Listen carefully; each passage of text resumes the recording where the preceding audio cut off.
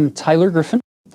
I've been teaching in the Department of Ancient Scripture here at BYU for the last 6 years. Previous to that, I spent 7 years in seminaries and institutes at the Institute in Logan, next to Utah State. Previous to that, I was 6 years in the seminary at Box Elder High School up in Brigham City. And so my whole career has been based in religious education.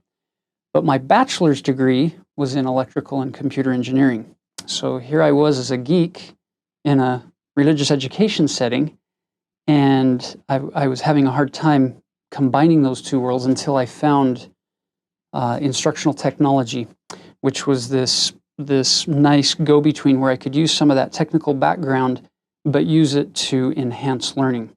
So from a very early day in my career, I've been focused on how do we make these scriptures come to life in a way that it resonates and that it communicates easily with these youth who are digital natives.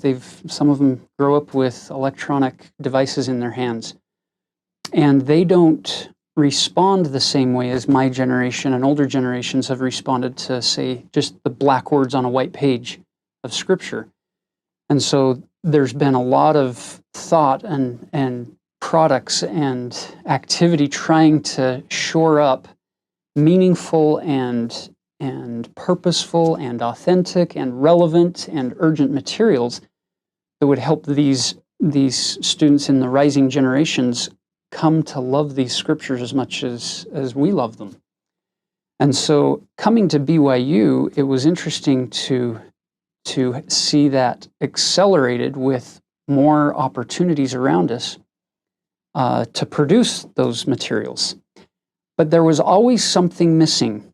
I was always watching this landscape of incredible scholarship, incredible research, incredible writing on various aspects of the Book of Mormon, but it wasn't very accessible to the main target audience that I face every day.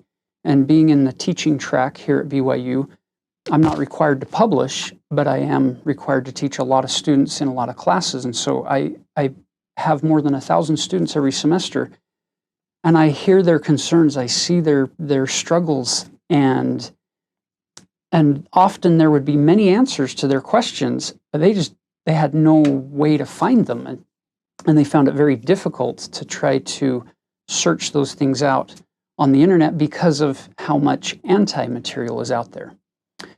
So when I first heard that there was such an organization as Book of Mormon Central, and when my good friend Taylor Halverson explained to me what it was that they were going to do, and then I heard Jack Welch talk about it being a repository of all research that has been done on the Book of Mormon, kind of a Book of Mormon Central, that exactly like the name says, this one-stop shop to find materials that have been vetted, they're good, solid research, they've been peer-reviewed.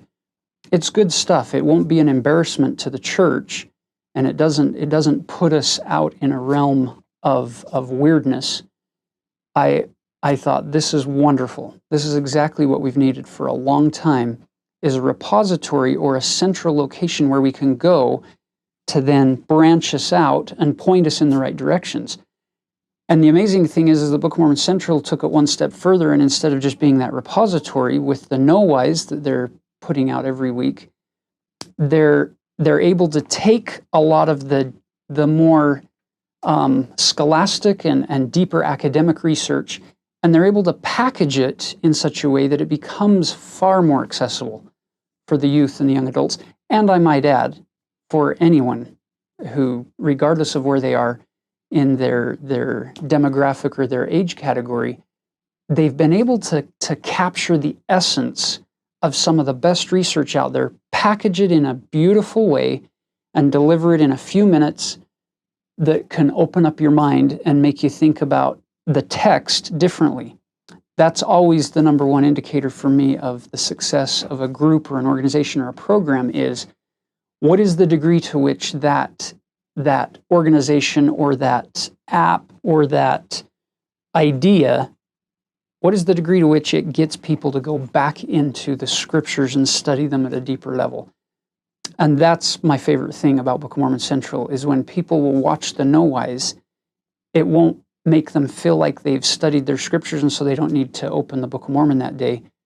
It'll actually cause them to want to open the scriptures and read additional scriptures that might be related to what they just saw.